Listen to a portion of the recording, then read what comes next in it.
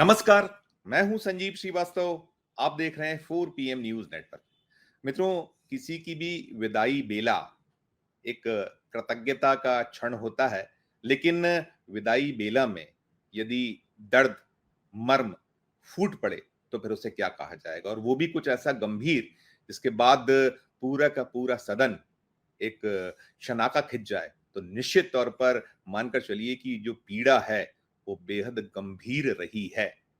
मैं बात करने जा रहा हूं मध्य प्रदेश हाईकोर्ट की इंदौर खंडपीठ में पदस्थ जस्टिस दुपाला वेंकट रमन्ना की।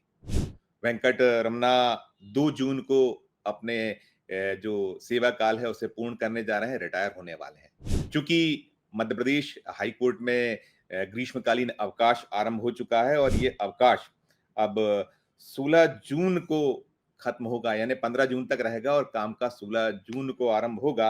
21 मई से शुरुआत हो चुकी है, तो ये जो जस्टिस वेंकट रमन्ना है, इन्हें विदाई दी गई।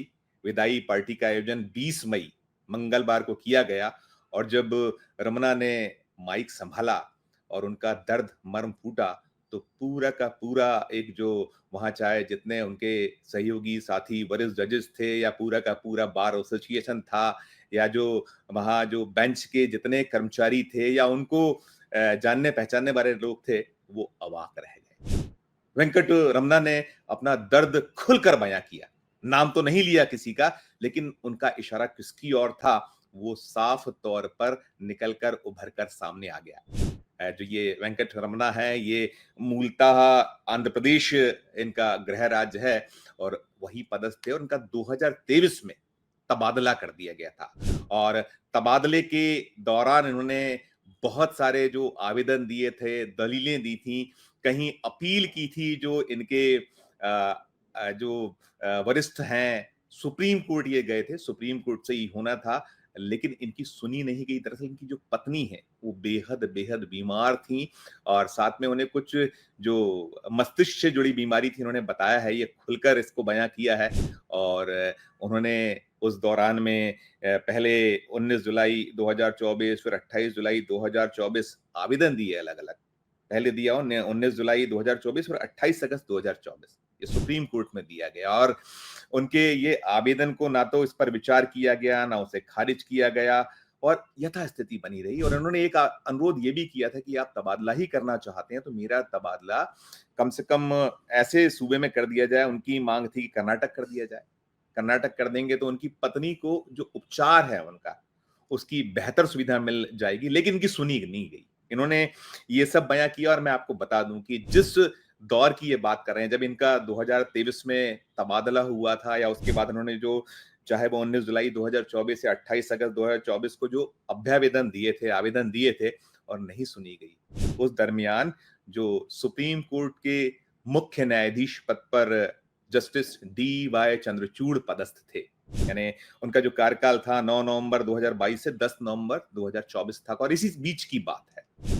लेकिन नहीं सुनी गई और बड़ा एक ऐसा विषय था जो कहीं न कहीं मानवीय संवेदनाओं से भरा विषय था और अब जब दर्द उनका फूटा, तो उन्होंने बहुत स्पष्ट तौर पर कहा कि मुझे तंग करने के लिए, शब्दों पर गौर कीजिएगा, जो कहा गया है, ये जो जस्टिस दुपाला वेंकट रमन्ना है, उन्होंने कहा है कि मुझे तंग करने के लिए आंध्र प्रदेश से मध्य प्रदेश में तबादला किया गया।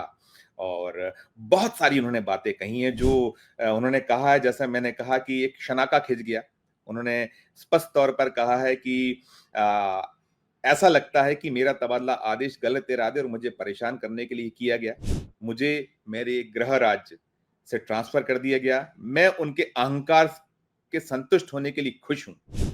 ये कह रहे हैं जस्टिस रमन्ना, जो अभी 2 जून को सेवानिवृत्त होने वाले हैं और उनकी जो विदाई पार्टी हुई 20 मई 2025 को मंगलवार के दिन।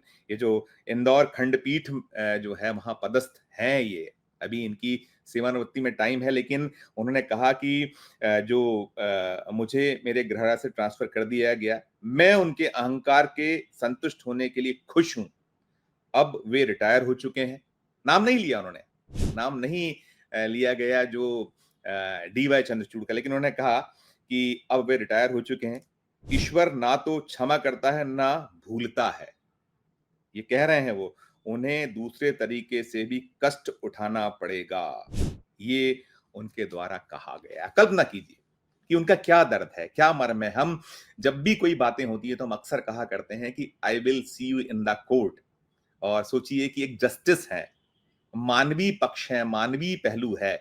उनकी पत्नी बीमार थीं, ऐसा उन्होंने बताया है और बीमारी के दौरान उन्हें नहीं सुना गया। कल्पना कीजिए कि जब एक जज की दूसरा जज जो उनके हायर जो कह लीजिए कि हैं और वो नहीं सुन रहे हैं, तो फिर आम आदमी की क्या बिसात है। हम बार-बार देखते सुनते हैं कि जो मानवीय पक्ष है, मानवीय पहलू है, सचमुच में जिनके साथ कष्ट है, जो बहुत कठिन दौर से गुज़र रहे हैं, उनकी नहीं सुनी जाती। लगातार इस तरह की शिकायतें सामने आती हैं, अलग-अलग विभाग हों, महकमे हों, सरकारी महकमों का आलम तो यही है। आप किसी भी स्तर पर जाइए तो जो वहाँ अफ़सरान बैठे हैं, सुनते ही नहीं हैं अपने मातहतों की, इग्नोर कर देते हैं। क्या करें ऐसे लोग? और अब ये मसला, ये मामला एक जो जस्टिस का है और वो भी हाई कोर्ट में पदस्थ हैं फिलहाल में। अब सेवानिवृत्ति उनकी बहुत नज़दीक है, हो रहे हैं और उन्होंने ये भी कहा है कि जो मैंने दूसरा अभ्यावेदन भेजा पर उसे भी ना तो खारिज किया गया, ना ही विचार किया गया। यानी कोई देख सुन नहीं रहा है, पड़ा है मामला।